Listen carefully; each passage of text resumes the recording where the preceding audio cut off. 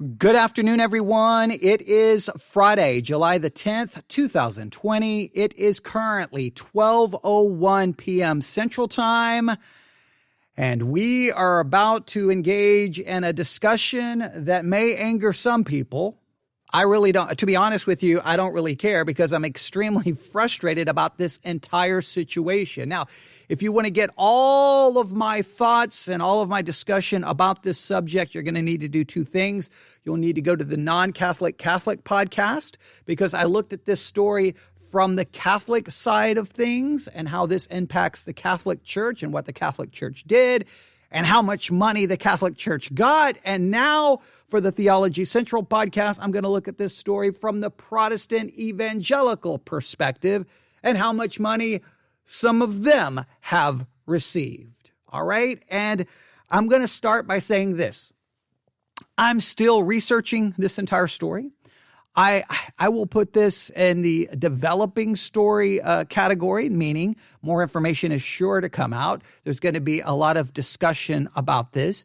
When I hear different perspectives for the Non-Catholic Catholic podcast, what I'm going to do, once I get the Catholic side of the story, I will definitely do another episode on the Non-Catholic Catholic side and give you the Catholic response to that story. And when I start hearing Christian radio and some evangelicals talking about this, and if they try to defend it, I will do another episode here on the Theology Central podcast and give you that perspective as well. You're about to get my perspective on something, and let me just start right. I'm going to just make this very clear and where you will understand the perspective I'm coming from. I am not coming at this as an unbiased journalist. I'm coming at this as very biased with a very clear perspective, and I'm going to state that right from the start so that there is no confusion and no one thinks that I'm trying to come across as unbiased. I am biased here because I believe what has occurred here is wrong. I believe that the church should be supported by the giving of the people and that the church should not be looking or taking money from the government. The government is not there to support the church. The government is not there to fund the church. The church supports itself with the giving of the people who attend, members who attend. And if people outside of the church are blessed by that church and want to give, okay, they should support their church first and foremost. I think there's a very biblical model in how this is to occur. And too many times churches, and look, there are things churches do over and over and over that I think call into question even the fact that they even have a tax exempt status. In many cases, I think those things should be revoked from many churches because many churches operate as a business. They do things like a business. They have their little side hustle. Hey, we'll rent out our church building so people can use it to get married. Well, if you're such a promoter of marriage and believe marriage is a divine institution ordained by God, then don't charge people to use your building. Minister to people and say, please feel free to use our building. We just ask that you clean everything when you are done. All right. But please, we want to support marriage. No. But we're going to charge you hundreds and hundreds of dollars to use our building. That's a side hustle. That's a business. You should be taxed as one. Churches come around and say, you know what? We care so much about, single moms trying to make it and families trying to make it. And we believe that the family unit is ordained by God and that the family unit is critical to the survival of the nation. And we talk blah, blah, blah, blah, blah, blah. Oh, so what we're going to do, we're going to help those families out by providing daycare so that they can work and bring in income to help their family, better themselves financially. So we're going to have a church daycare. And what are we going to do? We're going to charge you hundreds and hundreds of dollars a week or a month for your child to come to our daycare. Well, wait. If you want to minister to those families, have daycare and make it absolutely free, and the church supports the ministry. Is it a ministry? Is it a side hustle? Is it a ministry or is it a business? Churches will have bookstores where they sell books inside the building.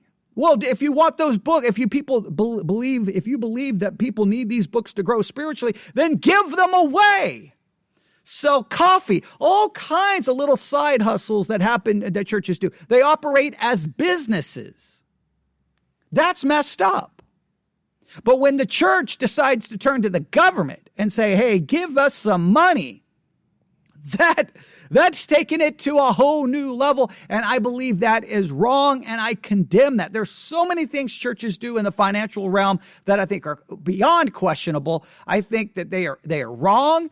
I think they're sinful. I think it's ungodly. I think it's unbiblical. The church supports the ministry by the giving of the people, and they shouldn't be manipulated into giving.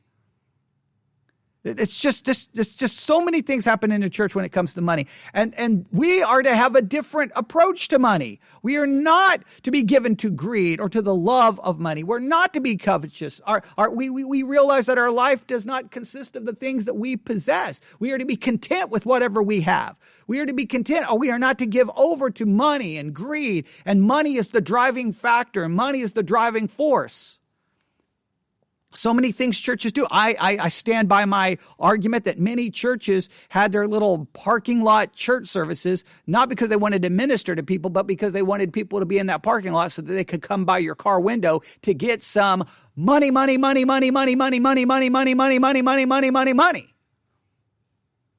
All right. So there's so many issues here that I'm irritated by. And now it's all over the news that guess what has happened? Well, let's go to the first news article here from the Associated Press.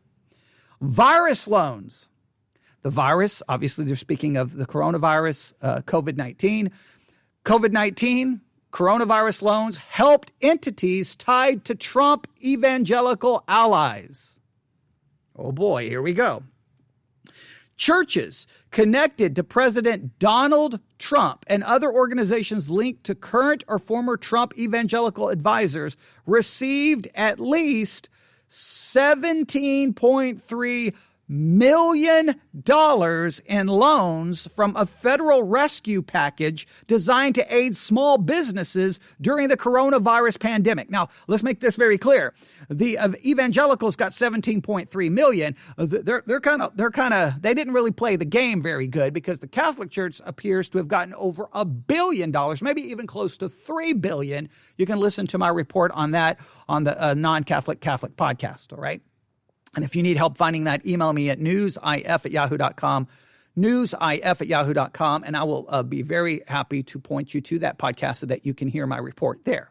So 17.3. Now, please note, these loans were designed to aid small businesses. So for the church to take it, you're acknowledging you're a business. So then remove the name church. Here's what some churches should do. Just say that you are a for-profit business. Get rid of your tax-exempt status. Say you are a for-profit business and operate that way. And stop playing the game. Oh, but they took the money. And you know who some of the people are. Those receiving loans include City of Destiny, the Florida church that Trump's personal pastor and White House faith advisor Paula White calls home. First Baptist Church in Dallas, Texas, led by Trump ally and senior pastor Robert Jeffress. Okay, that's right down the road for me. And I've spoken against that church a million times. It's basically, forget church. They should just call it the Republican, political headquarters. It should be just for the Republican. It's the Republican headquarters. The Republicans elected headquarters, the Trump headquarters. All right. Don't even get me started on that church. City of Destiny got between $150,000 and $350,000 from the Paycheck Protection Program. Now remember, this is a Paycheck Protection Program trying to protect small businesses and trying to ensure that they had the money to keep their people employed during the lockdown. And churches said, we want some of that. Give us some of that. First Baptist Dallas got between $2 million and $5 million. First Baptist Church got between $2 million and $5 million. Let me say, if you attend First Baptist Church in Dallas, Texas, well, first, the fact that you attend that political hijacked mess is a problem. You need to get out of those churches. Churches that took this money, they're not churches, they're businesses. And they took $2.5 million. What are you doing? That's not church. That's not ministry. That's business. That's big business. That's big money business. Yeah, you can tell that I'm bothered by this. All right. And this is all according to data released by the Treasury Department on Monday. Loan recipients include several churches and organizations connected to allies who joined Trump's Evangelical Advisory Board during his 2016 campaign, helping a twice-divorced candidate win over a socially conservative constituency that has proven an essential part of his political base. And yeah, that's what they did. The Trump got these evangelicals to come on board to convince everyone to, hey, vote for Trump with all of his problems and all of his issues. But that's a different, I'm not even here to get into that story, all right? All right, and let me see, where am I at in this article? Constituency. There we go. I think I mispronounced that word. All right. So let me read that again. Trump's Evangelical Advisory Board during his 2016 campaign, helping a twice divorced candidate win over a socially conservative constituency that has proven an essential part of his political base. All right. There we go. I apologize. When you get upset, then I don't, I'm not a good public reader anyway, so I apologize. Payments received by churches and other organizations linked to Trump's evangelical allies represent a small fraction of the total aid the program gave to religious entities, which were allowed to access pandemic assistance loans, even though they performed only faith-based functions. Now, I'm going to make this very clear. Not saying that they did anything illegal. The government allowed this. I'm saying it was morally and biblically wrong because that's not how the church is supposed to operate. We don't turn to Caesar to help us operate. We don't turn to the government to help us. And once you turn to the government to help you stay open and to help fund you, well, then why can't the government then crack down on you with controls with what you can do in that church and what you can preach and what you can't preach? You're inviting control. Jeffress noted that in establishing the relief program, the Trump administration, as well as Congress, not only allowed houses of worship to take part, but encouraged applications for aid out of an understanding that houses of worship are not only ministries, but they're employers. The number of loan recipients connected to religious supporters of the president, however, illustrates the potential pitfalls for churches and other faith-based groups that opted to pursue the financial aid amid questions about blurring the line between church and state. Yeah, this is completely blurs the line. You're a tax-exempt ministry getting small business loan. You're a tax-exempt, basically getting taxpayer money.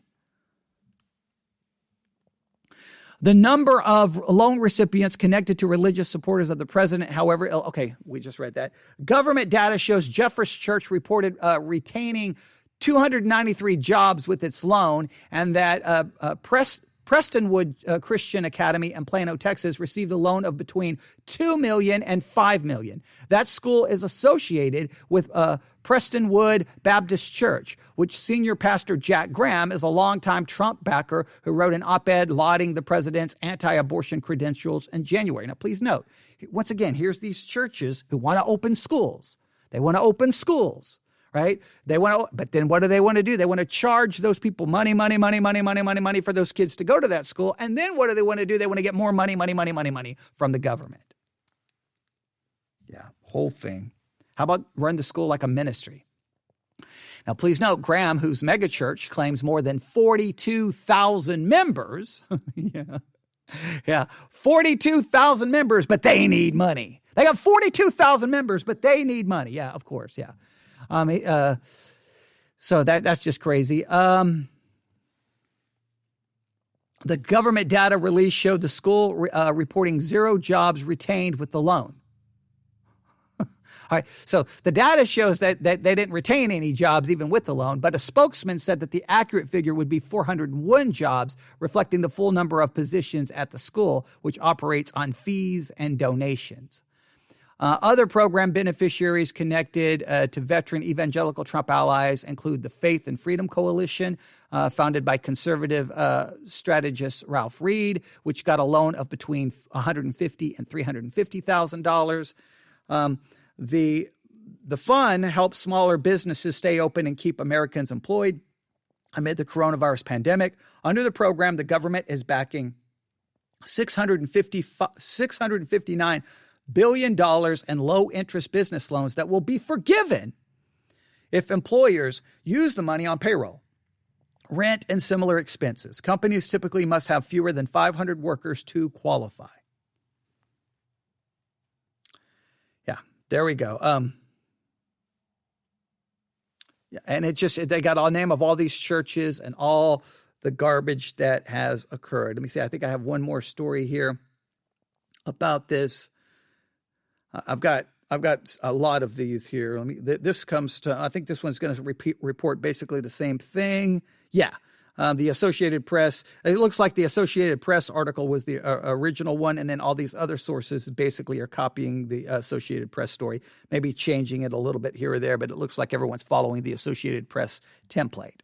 So there we have it.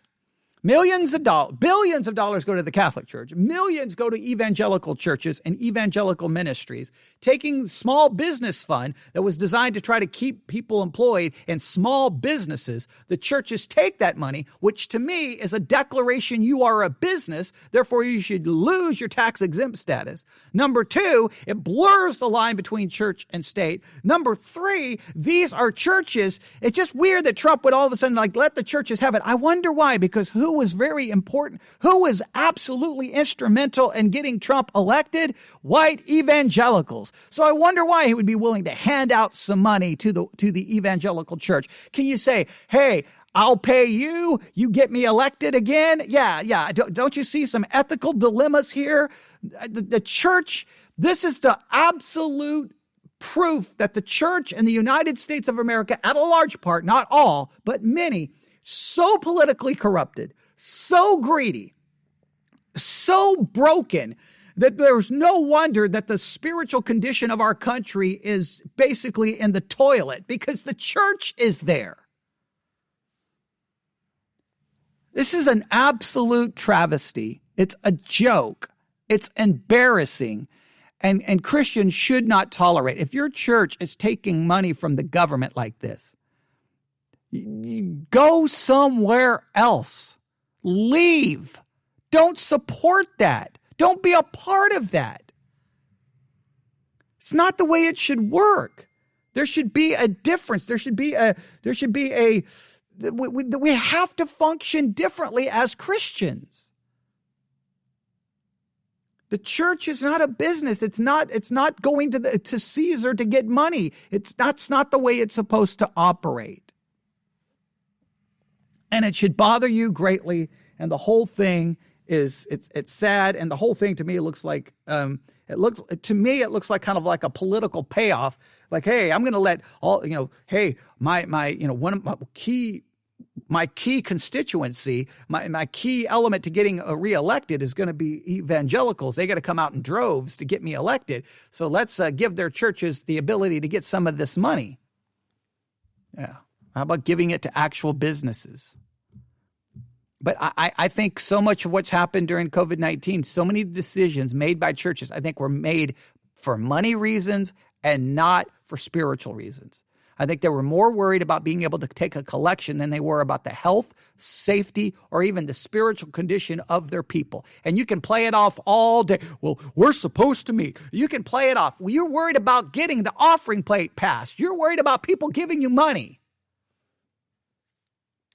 Now, it's one thing. Look, it's one thing to say, look, here's the situation. Like when there was a pastor, I think in Louisiana. I think it was Louisiana. And he was being interviewed by the news. And he said, look, if we're not open, we're going to lose that money, that revenue. And we're going to be in trouble financially. So that's why we're going to be open. You know what? I like that brutal honesty. I like that. Don't wrap it up in some religiosity like we're going to follow the Bible. We're not forsake the assembly. We're not going to cancel for the COVID-19 pandemic. Now, yes, next month we'll be canceling services because we have an event, but that's different. No, you want the people there to put money in the plate. Just admit it. Now, I'm not saying every church. I'm not saying that's every church's motivation. I understand there's always exceptions. I understand that. And I applaud every church that's trying to do the right thing for the right reason. I applaud them. But man, taking money from the government, What? I mean, just hand the key over to the government. Just say, here you go. Just take over. And you say, well, Trump, I can hear all the Trump supporters. Well, Trump loves Christians. I'm not even here to get into all the whole Trump nonsense thing. I'm not even here to get into it. I think the whole thing is ethically broken from the start. But here's the thing. Once you take that money, what if Trump doesn't get reelected? Well, now the government's not going to have your quote unquote pro-evangelical, your supposed, religious savior that Christians treat Trump as sometimes. You're not going to have him. You're going to have Biden in there. And now what's going to happen? You just got all of that money. Now, what are you going to do? Now, what if the government says, wait a minute, you took money from us. We don't want you preaching sermons against homosexuality. You took money from us. You'd use that money. I know I'm throwing out a hypothetical and I know I'm speculating. I'm just saying that just seems like what we're supposed to be separate for a reason. All right, I'll stop right there. That's the latest. I said pretty much. I've said some of the similar things, probably in a far more maybe in a little calmer way under the non-Catholic Catholic about the Catholic Church, and I'm going to be harder on the Evangelical Church because the Evangelical Church, I believe, we're the ones. The Catholic Church, I believe, has a false doctrinal system. So I'm not expecting certain things from them. But when it comes to the Evangelical Church, who's supposed to believe the Bible and the Bible alone, the Bible's the final authority. We're supposed to believe in Scripture alone. We're supposed to follow the Bible. I'm going to be harder on the Evangelical world than the Catholic world. The Catholic world's got other problems. The Protestant world supposedly has the Bible, and that's what we supposedly follow. Where do you have Jesus saying, hey, go to the Roman government and get a handout? Hey, disciples, you're gonna be following me, and you're gonna have to leave your boats, and you're gonna have to leave your nets. Maybe you can get a small business loan, and then you can use that small business loan so that you can follow me. No, he said, leave everything and follow me. He didn't say go run to the government, go run to Caesar to see he'll give you a loan so that you can support everything while you follow me. That's never the way it's articulated in the New Testament. The church meets, the church gives, the church, that money then helps supports the ministry and should be used for ministry, and the church shouldn't be doing side hustles to get money. It's like I can't stand when churches, this all the time in Protestant churches, we're going to send the kids to church camp. Now, parents, you need to understand that this church camp is going to change your child's life. Your child's never going to be the same. They're going to love Jesus more. They're going to be more godly. They're going to be more holy. We need to get our kids to church camp so they can be isolated, indoctrinated, and manipulated. But we've got to get them to church camp. Yeah, I'm not a supporter of church camps either. And then what do? Okay, we're going to have a car wash to raise money to send kids. Why do you need a car wash? We're going to sell candy bars. Why do you need all this fundraising garbage? If you think the kids need to go to church camp, pay for them to go. Churches operate, so just messed up the way it just so messed up the way the church operates when it comes to money. Oh, we got to get these kids to church camp. We got to. Now we need to do some fundraising. Why? The church should just step up and support it.